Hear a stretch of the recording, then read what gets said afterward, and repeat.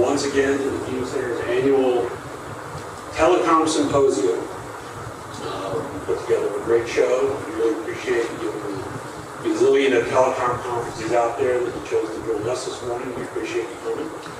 So, let's get started.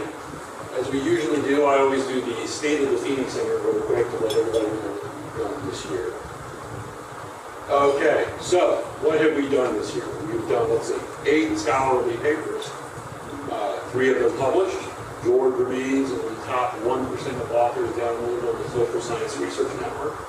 I fall slightly behind there in the top 1.5% of authors. George has testified twice before Congress this year, once before the House, once before the Senate.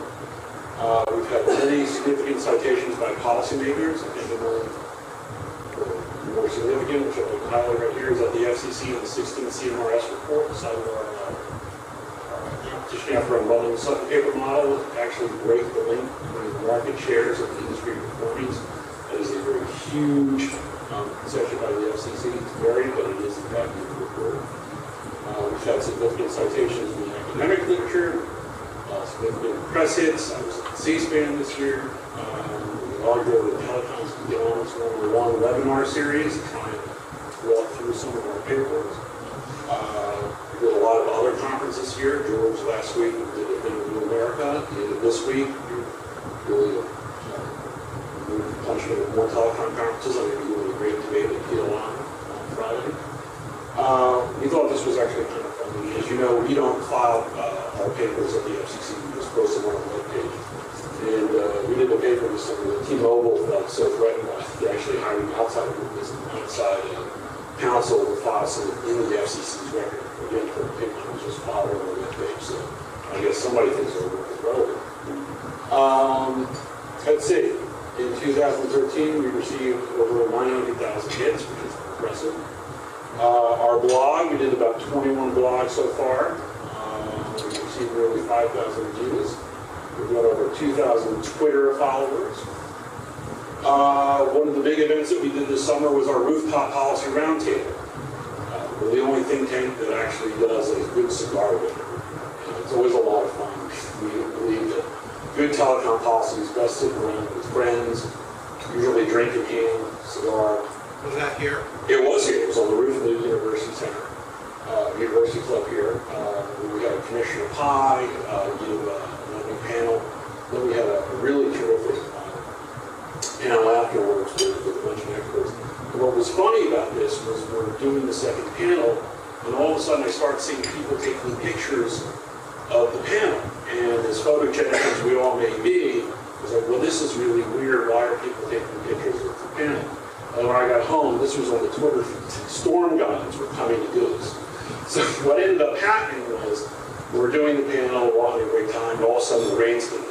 But this was the best part of the Phoenix Center experience. We all, about 60 of us, went downstairs to the library, and we had people sitting cross-legged on the floor. We just sort of took it over. And it was actually one of the best conferences I'd seen on the IP transition.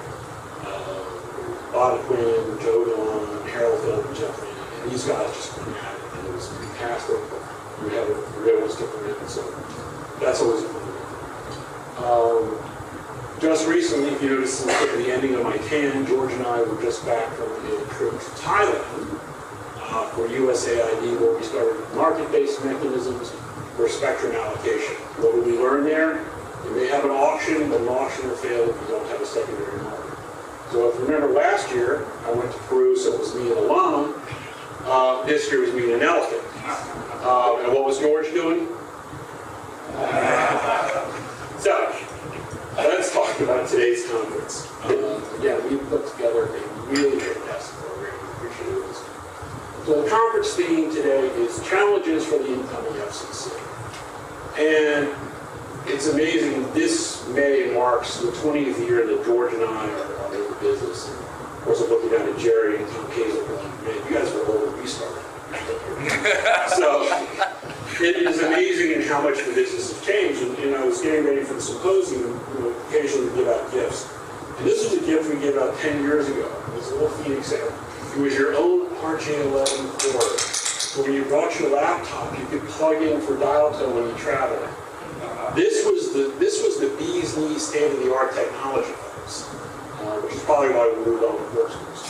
So you can tell that the industry is changing. There is certainly a lot to discuss. So this is today's agenda. We're going to start with our famous economist panel. We're going to let them discuss whatever they want. We'll then move to a spectrum panel, because it's a hot topic right now.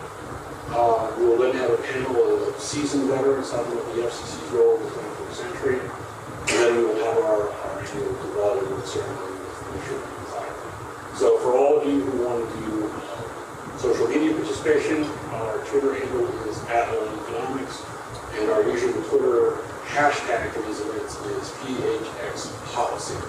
So without further ado, let's bring up the economist panel and get the conference started.